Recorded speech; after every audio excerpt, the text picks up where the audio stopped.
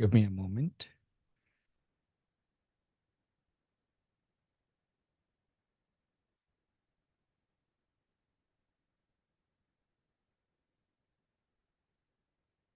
All right, folks. So welcome back after lunch and coffee, hopefully.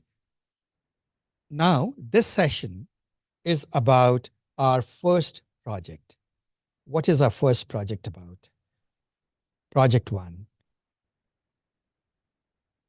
While it is our first project, it's a non-trivial project. So assume that you have to put significant effort into it. Right? What we are trying to do is create a search engine of your own. Complete an AI search engine of your own. You will do this project in phases. So the end result will be a user interface, a simple user interface that looks like Google, right? In which you will give a search box and with a search button, and then the user can write whatever they want, and then you'll show search results. In the beginning, keep it simple. Don't bring in images. Just keep it to plain text in the first version. Are we together? You bring up the document name, so you can say x.pdf, and then here is a bit of text from that, relevant text. And people can drill down into that, and it should open up that document. Does that look simple? Now, you may say, my goodness, I have to do the whole user interface. In companies, people take months to create a user interface. But actually, here's the good news. You can create this entire user interface in a space of a few minutes if you use Streamlit. So use Streamlit. So therefore, the corollary of that is you have to pick up Streamlit. Streamlit really has a near zero learning curve, which is one reason everybody is in love with it in this community. Are we together? Do that. It's very pleasant to use, right?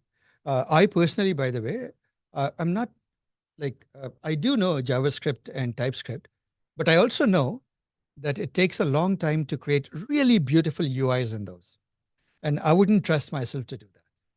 But I do trust myself to create competent UIs using Streamlit, because Streamlit has taken all that pain out of you. Whatever you write automatically will look decent, right? This is your goal. So this is the end goal. Now, where do we start? You'll start with a heap of documents. So first order of business, guys. So let me first tell you what not to do. Don't go and download the Wikipedia dump,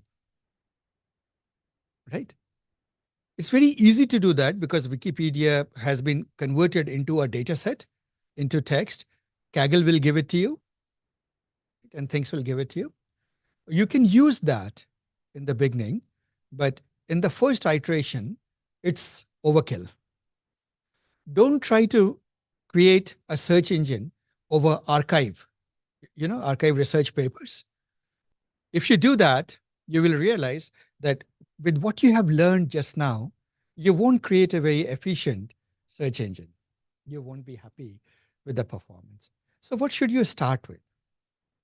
Here's what I would tell you. So I'll explain this project to you in phases. Phase 1, right? So, the kids joke, right? How do you eat an elephant? The answer is supposed to be bite by bite, right? Well, don't eat an elephant. I love elephants. So phase 1, number 1, just start with plain text.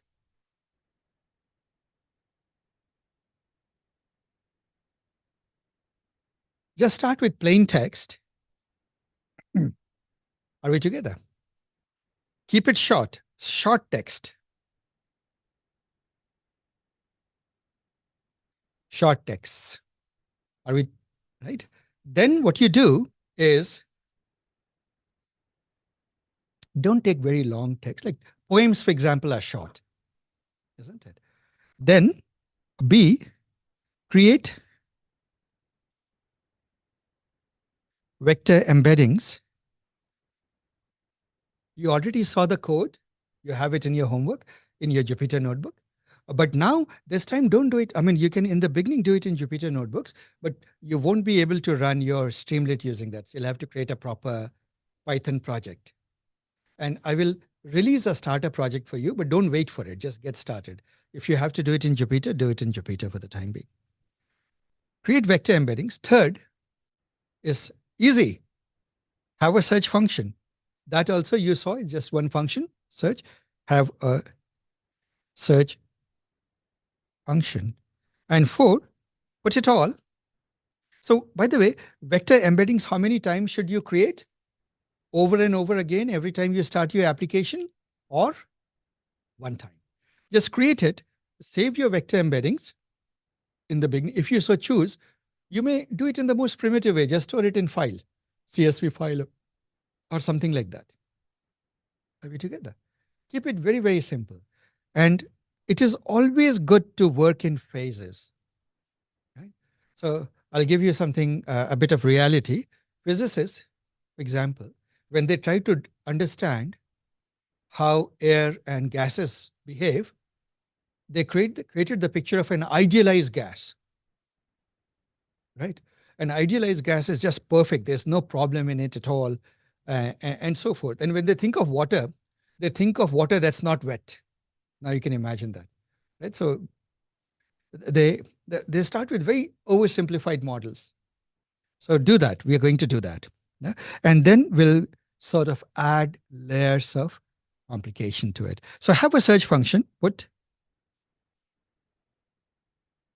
lit on it.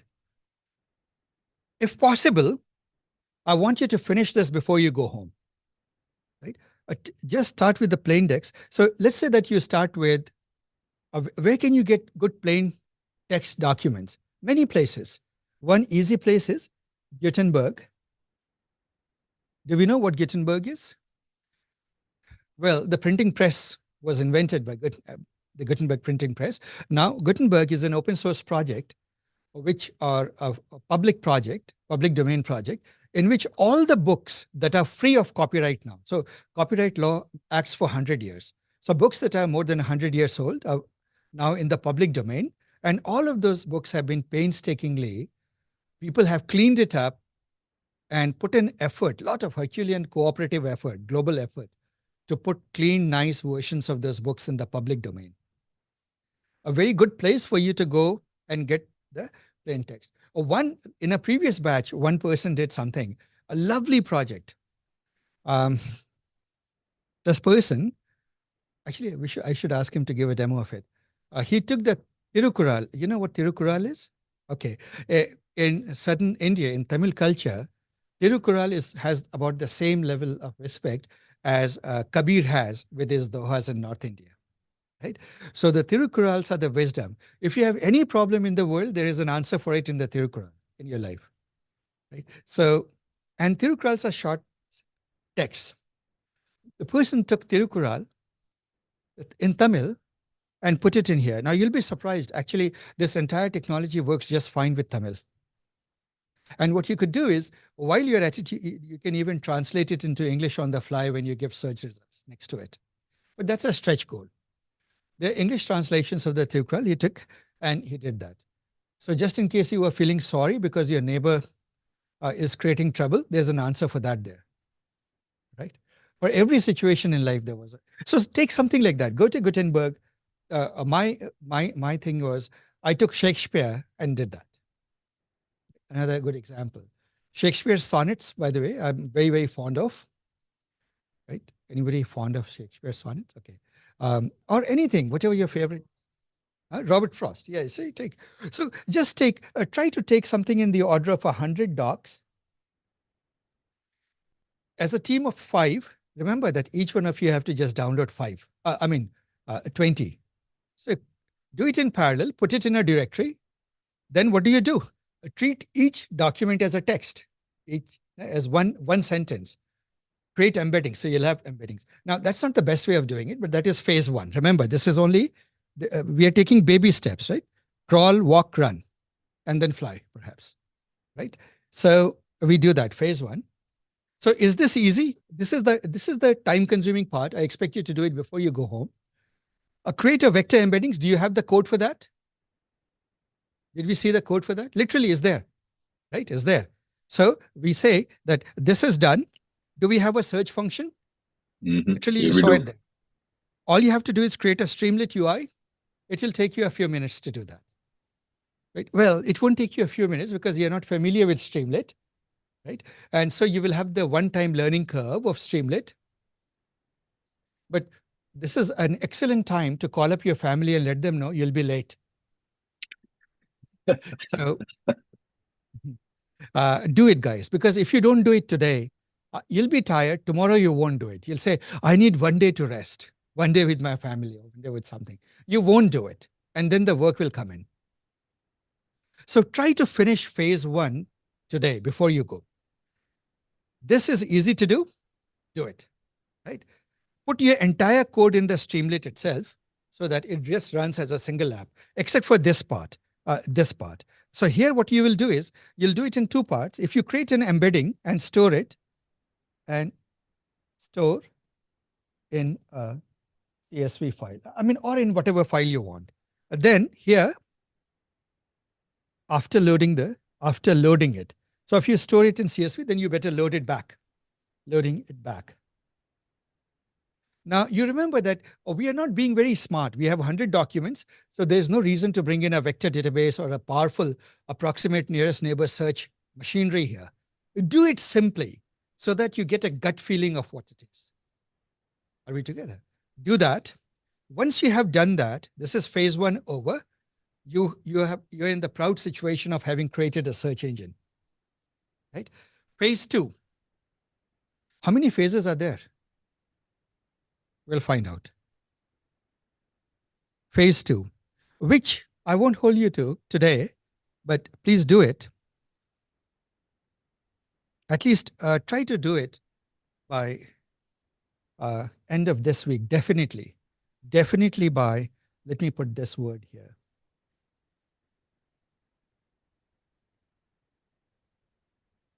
Within a week. So what happens is that, see, suppose you have a long document, right? So we'll first start with A. Start with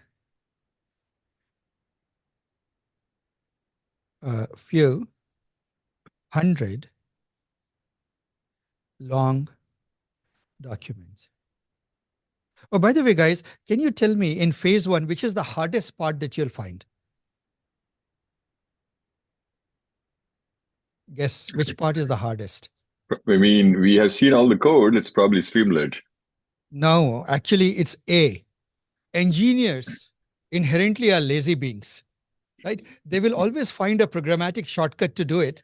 If they can't, they will just look at each other and hope the other guy has done it, right? So, guys, I'm telling you, boring as it is, you can't, it's a non-starter unless you do this. Yeah. The unsplash images, right? Yeah. But for text, no, the reason I'm saying it is that, guys, the variety, I want each team to do their independent product. See, just like the Tirukural, right? Somebody did with the Tirukural, somebody does with Shakespeare, somebody does with anthropology, right? Then what happens is you end up creating something useful. You can actually put it on the web using a tiny VM, right? And release it as a service. Just reserve a domain for $2, isn't it? And on a simple free VM, or maybe $2 a month VM or $10 a month VM, you can just host it. You'll have a concrete product that you have released. Do you realize that? Why not? Right? So do it, guys. Our mentality is we are very real world centric. We are here to build real products from day 1. Make sense? So this is your phase 1. I have seen teams that have told me they have done this. They have done all the phases with 3 documents, right? The web is not made up. If all the engineers in Google said, let's have a world wide web, let's have a search engine, We have the world's best algorithms, the best infrastructure and MapReduce and big data and everything, but we'll have just about 100 docs. Nobody would have heard of Google, right? So the real work is grunt work. I told you, data takes 70, 80% of your time. Go gather the data. So and this part, I want to make sure you do it before you go home. All of you, please do it, right? Then start with a few hundred long docs. Again, guys, share with each other that I'm picking this topic so that the other team doesn't pick that topic. Make sense? Right? Pick different topics so you have something beautiful to show. This project, as it evolves, and by the time you end up at the end of the course, you will realize that previous batches, people have walked away with this code and founded companies and got funded. Seriously, because you end up creating a unique product that's a germ of the idea for you to go do this. Sanjay. Yes, you will build upon. It's a very critical step. This course is accumulative, guys. Everything you do builds upon the previous day, right? Previous homework. We are going somewhere, but it starts by building things small. So do this, get a few hundred docs, including PDF, Word docs, Markdown, HTML, websites, scrape the websites, right? HTML docs, plain text, and so forth. Well, I am deliberately vague with the word few. Even if it reaches 2, it fulfills the definition of few for now. A team of 5 guys is 40 docs each on a topic. Pick wildly different topics. Right? Then, what do? Because these documents are big, in this we'll introduce a concept called chunking. What does it mean? See, what happens is when you take a text and you read through any text, you will see that as you read through the text, different themes come into the text. At one place, it may be, for example, in a Wikipedia page itself, in the beginning, maybe the definition of the topic, then it will go into the history and start talking about personalities, right? And so forth. So it does not make sense to do a vector embedding, create one vector out of the entire document, isn't it? What you really want to do is one semantic unit, one paragraph, 2 paragraph, whatever it takes, that is talking about one thing. You want it to be one.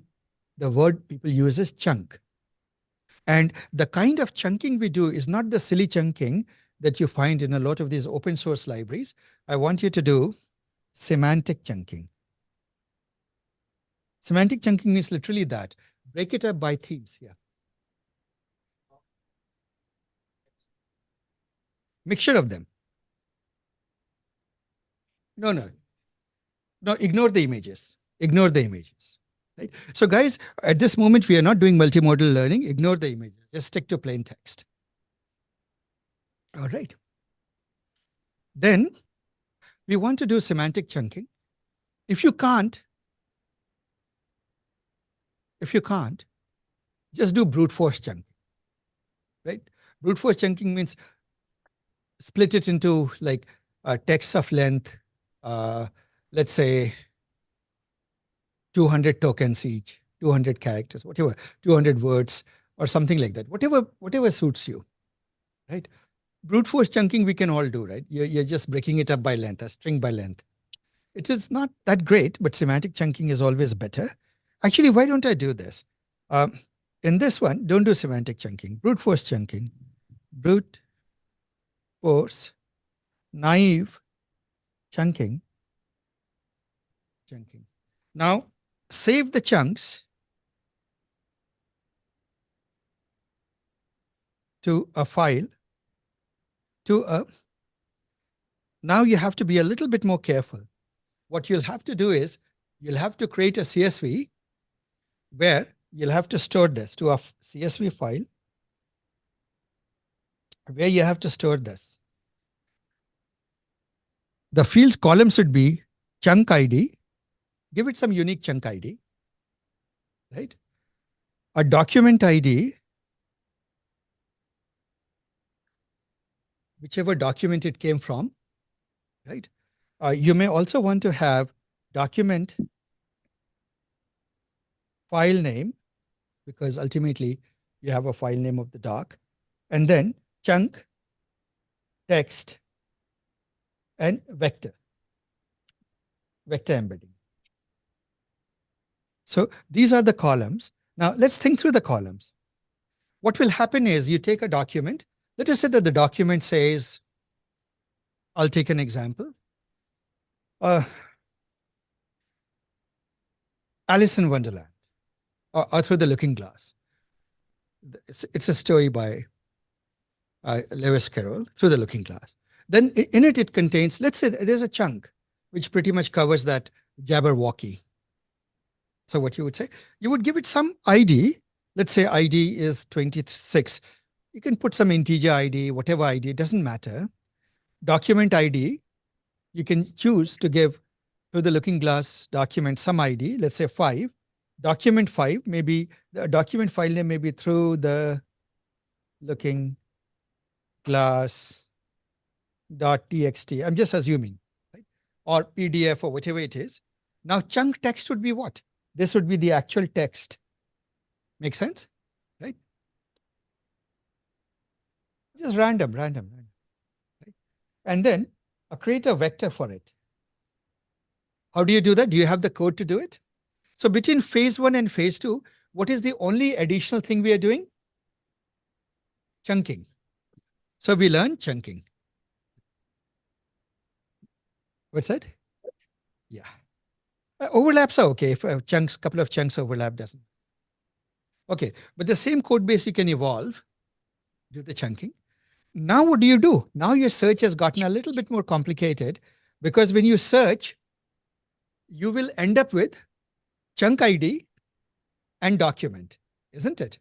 So let me mention C.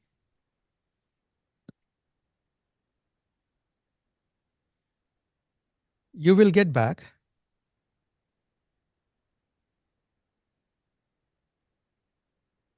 ID. Using the chunk ID, you can look up the document ID and the document file name, isn't it? So what will you show? Do you realize that now your search result looks good? I search for Jabberwocky, search button, and here will come the chunks. Search results will be each chunk, right? Chunk 1, chunk 2, search results 1, 2. Some chunks will show up, and next to it, you will give a download link to the document. So people can drill into the document and see it or download it. Easy? So far easy? By the way, in Streamlit, this is all very easy.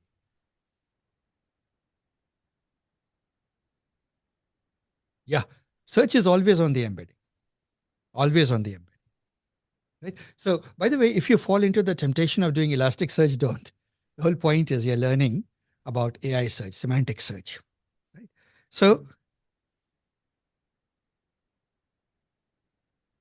just the top level file. URL should point to the document itself. Right? So as if essentially it could also happen that the chunk 1 and chunk 2 are from the same document. Yes. And do you want us to position at that chunk? Yes, because you want to know where all in that document that word was used or that text Correct. was relevant.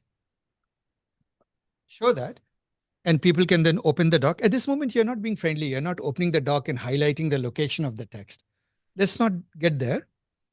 So guys, is phase 2 now? Does it make sense? This is phase 2.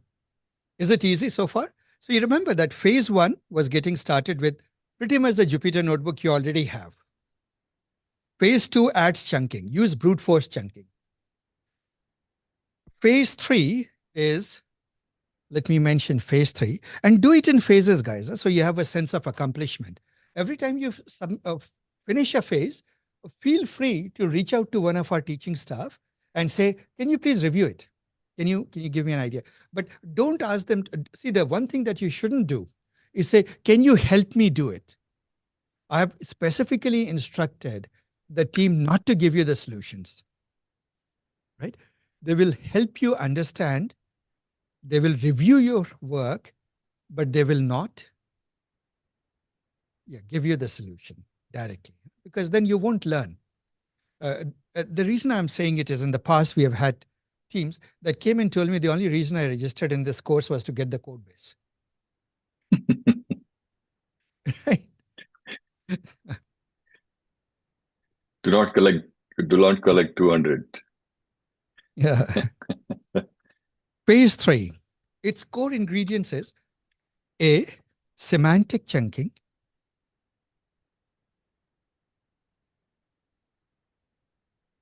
Do semantic chunking. B, do what is semantic chunking? And there's a, and I will give you the code for that, right? By the time you reach phase 3, you'll see that I'll release the code. Just use the open source library SemChunk. It does a pretty good job. The second thing is put document, text, and chunks. Oh, by the way, no. I take this back. No PDF, no PDF, just plain text. In the second one, long text. Long documents, still .txt, plain text. So semantic chunking is part 3. The second part is put text and chunks. No, I removed that. Yeah, just plain text. Phase 3, phase 2, I made it just plain text. So this is phase 3. What is the new thing we enter here? 2 things. One is semantic chunking, a little bit smarter chunking. Next thing that we do is, oh, good grief, put it in a database. So we are beginning to create a proper data store, feature store, right? You'll put it in that. Our team will give you the instructions for just putting it put it in whatever is your favorite database. We'll give you the instructions for MariaDB, DB/MySQL. How do you do that? We'll just say use a Docker and you'll be done. Are we together? Yeah. Or we can even do it with SQLite. Use something lightweight, guys. This is not the time to start installing HBase or Cassandra for this problem, right? So use something lightweight. Now comes phase 4. The goal in phase 4 is that what if you multiple document formats, PDF, TXT, doc, Word doc, docx, Markdown,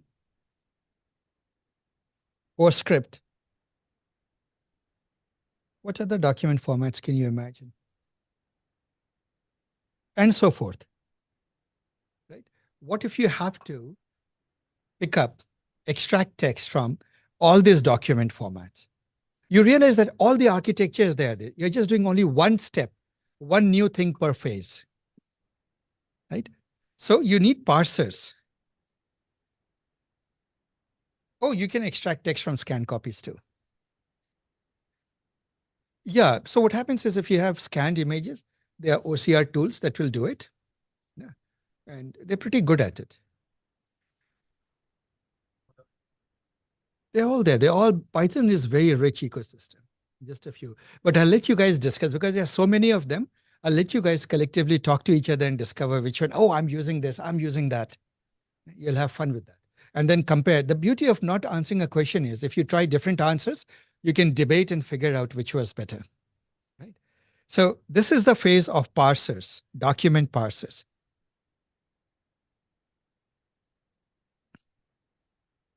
This is the document parsers phase. And how many phases are there? Right. Phase 5 to this, which I don't expect you to immediately do. This is not an expectation for 1 week. Phase 5, put vectors into ANN, approximate nearest neighbor,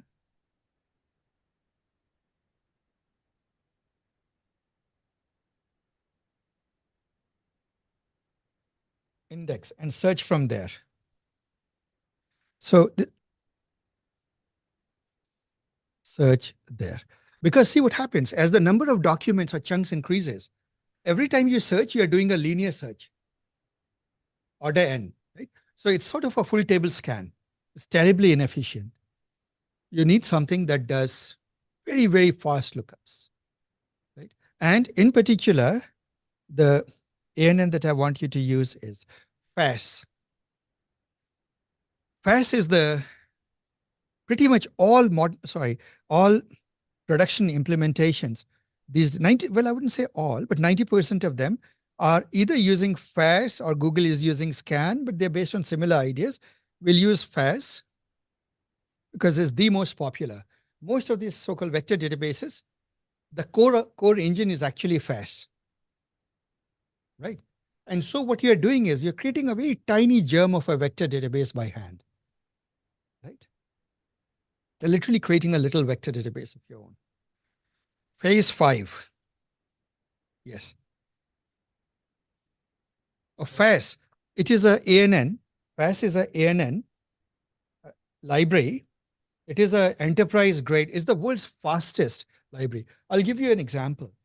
People index billions, hundreds of billions of vectors, hundreds of billions of vectors into FAS. And yet the response time is in milliseconds, sub-milliseconds, in fact, per query. And you can run massive amounts of those concurrently.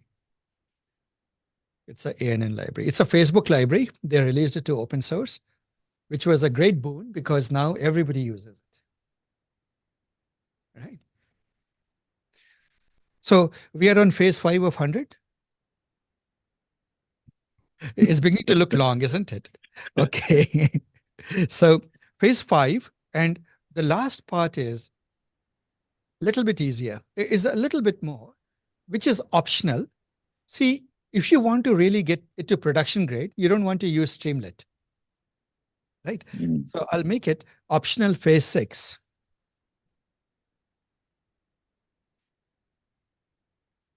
Phase 6, right?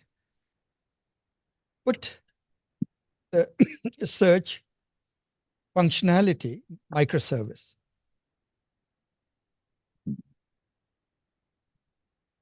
Rest. Put the search functionality in a REST, in a REST application. REST app. Hint, use fast API. It is the easiest one to learn. If you know, how many of you know fast API? Only one. Okay. So then it's good that I marked it optional, right? Any other, you can use anything else. So some people like Flask. That too is fine. And now the moment you put it into a microservice, now the whole question is, what about the UI?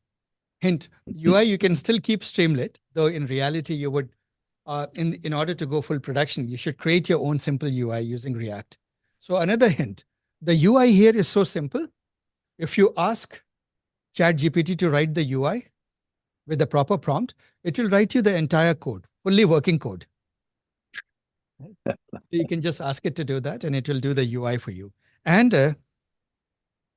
write your UI and add your UI. As if Yes. From the fast guys, there is also fast HTML now. Oh, fast HTML. Oh, interesting. Yes. Same guys released it about 2 weeks ago. Oh, please share that. Please share that on the discussion. The general channel will all benefit from that. Right. So guys, let me go over this. Does it look like worthy work to be done in 2 weeks? You think you can finish it in 2 weeks? Yeah. So phase 1, finish it today. Phase 2, definitely within a week, right? You realize, guys, that you'll learn a lot.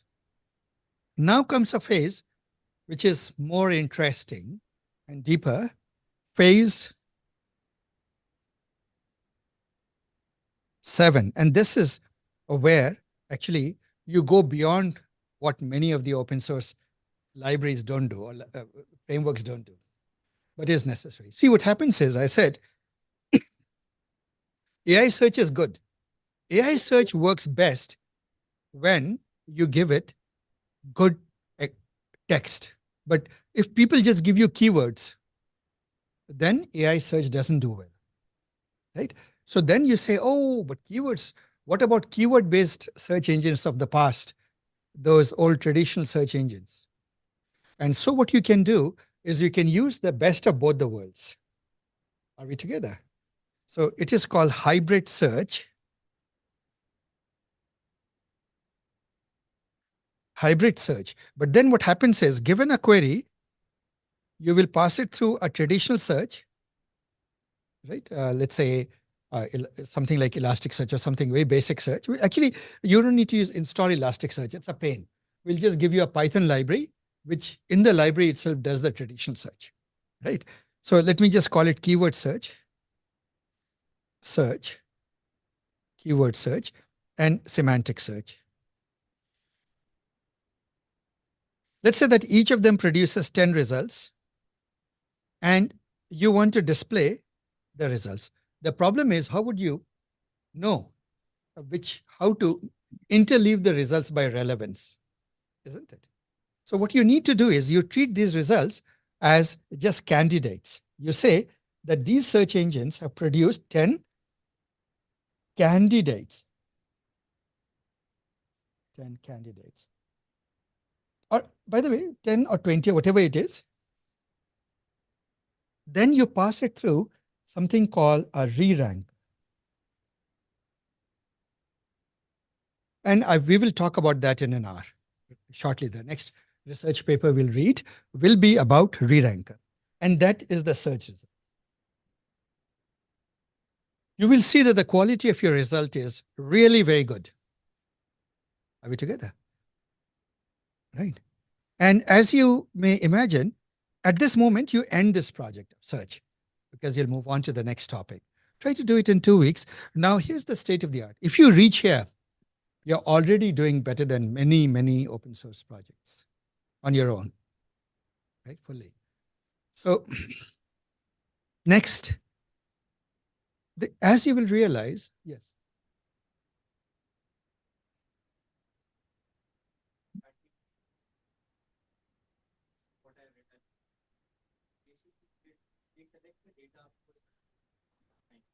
Yeah.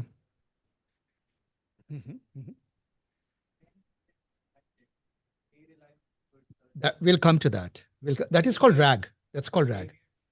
No, no, no, no, no. This has nothing to do with that. RAG is our next big topic. We'll come to that. It's a new word, right? RAG.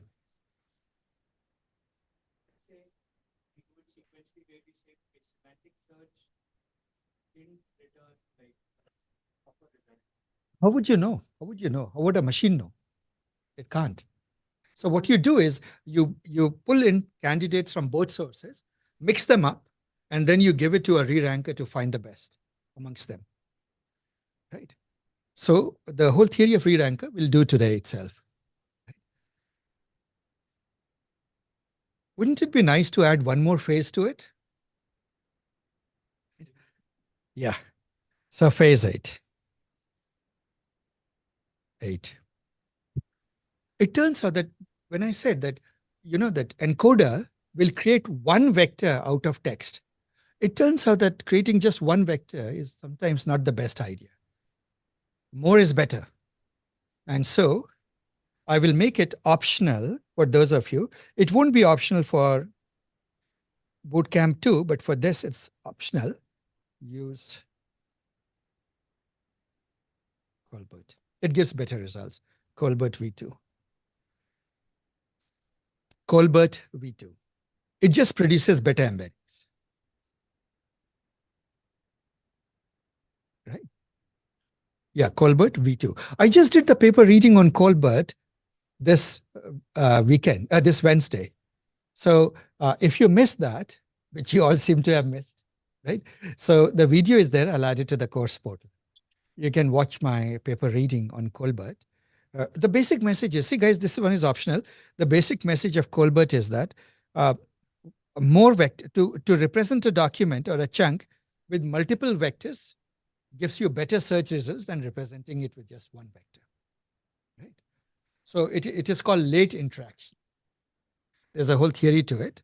It's late interaction. I won't go into that, but I will certainly post the video that you have to watch. So with that, the project description is over. We'll take a 5 minutes break. And since you guys look so fresh, we'll do a research paper review. Asif, just a quick thing, Manju here. We can download this, right? I'm wondering how the phases. Yes. Not only download this, see, I will write it up right after this. I will write it up and give it to you in a write-up. Okay. Okay. So No, I love what you whiteboarded too. yeah, sure. I don't know if there Oh is a yes, I can PDF do that. I could. Let me see if I can immediately export it to PDF and give it to you right now. Yeah, great. Thank you. As if, are we doing the project right now or later? No, phase one, you're doing it certainly now, but after the paper reading. And that's After why the I told you that it will keep you entertained for some time. So don't go away. Yes, indeed.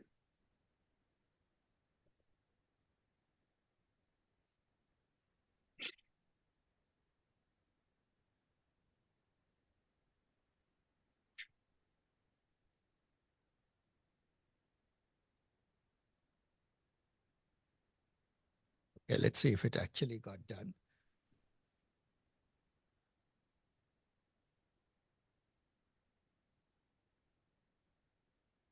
Yay, it got done. Awesome. Oh no, it's terrible. It's okay. Let me try another version of it. Unfortunately, when you convert it to PDF, these tools, they don't work very well. I don't know, maybe landscape, I guess, right? Instead of Yes. portrait, landscape. Landscape, and I will have to scale it down to, no, it's not letting me scale down any further. Okay, I will stick to that.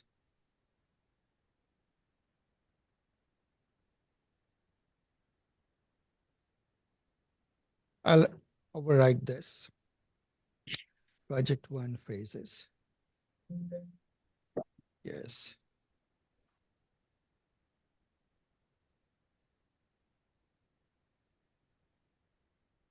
So guys, we are making pretty good progress. Now we are going to get to the paper discussions we did before the paper reading. We are almost getting towards the end of the day, and I think we'll have a successful journey.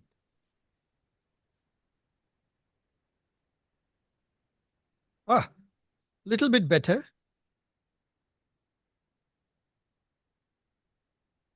I am going to give it to you guys. Okay. As it is, hang on. Okay, yep. What I would say is view it in, there are ways to view this. How do you do that? Menus, why can't I see the menus? Okay.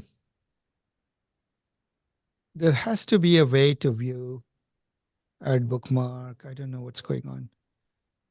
Okay, whatever it is worth, I'm putting it on Discord. I'm putting it in the semantic chunk, semantic search section of Discord.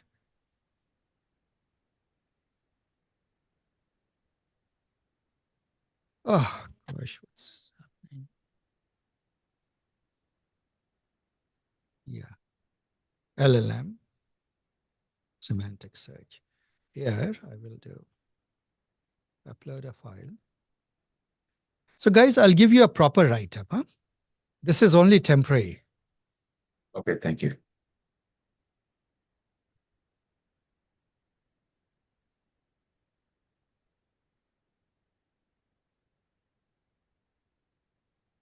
All right, it's already there now in Discord.